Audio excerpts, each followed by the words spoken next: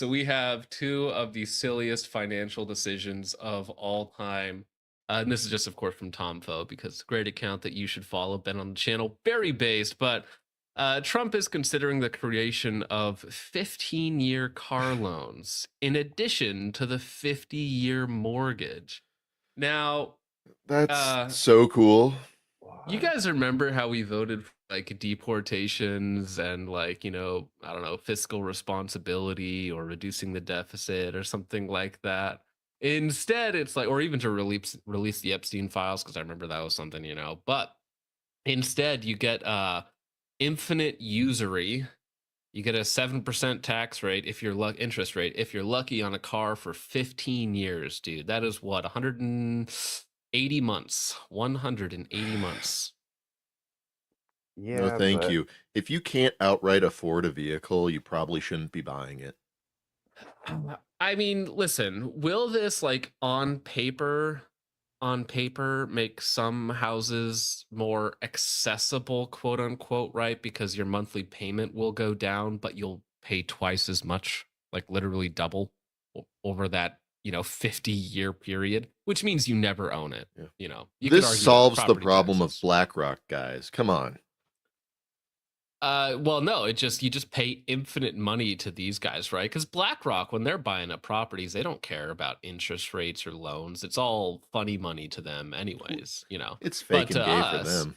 to your, middle class making 60K a year dude, you're like, well, I'm never going to get into a house. And well, there's this one loan opportunity. It's a 50-year mortgage, locked in. I can afford this. Will I ever actually own the house? No, but Yeah, you could here buy we a are. house when you're 20 and pay it off when you're 70. Well, I actually am wondering if I can do. Let's say you do the Marine American thing where you get your first contract, go to your local dealership, you sign up for a Dodge Charger at 19% over 15 years. I was just I about to say that. I was wondering. 19% for 50 years. I'm pretty sure it would end up being like 90 to 95% interest when it's all said and done. It's pretty awesome. I'm glad I bought a Ford Ranger a few weeks ago for $2,400. That's a steal. Yeah, just buy stuff in cash, guys. Yeah. Much stupider. I did um I did do a car loan on I bought a brand new, bought a 2016 ST with like 7 miles on it with a 72-month loan. And that one there what took me forever to get out from under on it. And I eventually just got rid of it at cost basically. So I just like washed my hand with it at the end of 3 years, but I know it's somebody getting who had, getting into massive debt like this for especially cars that are so depreciable. They're so bad as an What is it? investment, It horrible. loses 15% of its value the second you drive off the lot.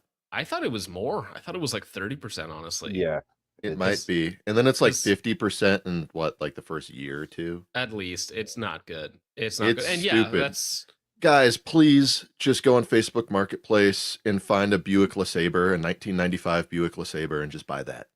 yeah, well, I mean, buying you can cash is just definitely just one way look to a go. few years. Like, so I bought a 2017 Equinox 2 years ago. It's like not a great car, terrible car, right?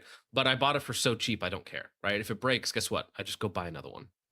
Not just a different car, not necessarily that one. But you can go like 8 to 12 years back. You can find cars that are really cheap, used. Find one that's in relatively good condition, and then just run it into the ground, right?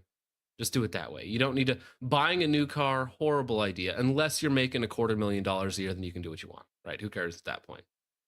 You don't necessarily need to make the best financial decisions. But if you're poor and you're like, oh, I want a brand new car, Don't. you're just going to be strapped down forever with that thing, and the banks will be very happy at your subjugation because they make interest all the way around. Oy vey. I didn't post that. I didn't post that. Thank you. Thank you for that, Richard. Yeah. Uh, But whenever I go to work and I see my coworkers and I know they're making as much or usually less than me, and I see what cars they have compared to what car I have, I don't even want to think about their debt. Oh yeah, no. When I was doing it, because I had a nice car, right? And I was like paying like $430 a month on the car payment. And then because I was like 21, the interest, or not the interest, sorry, the insurance was $200 a month. And then I was thinking to myself, like, do I actually even drive this thing like that much? Or do I need like a nice car to do what I'm doing to drive to school and back? Because I was in college at the time. It's like, no. Like this is like really retarded that I'm paying this much per month for a car that I don't even really use as intended. Yeah. You know. Moral of the story: a lot of people treat like mountains of debt like they're actually rich, when in reality they're poorer than you. Yeah. Well, yeah, it's like uh this affects certain people more, but it's all status symbols, right? And it's being viewed as rich. So you flaunt it externally with cars, watches, shoes, whatever else it might be. So many Uh, shoes. Sometimes you but steal them.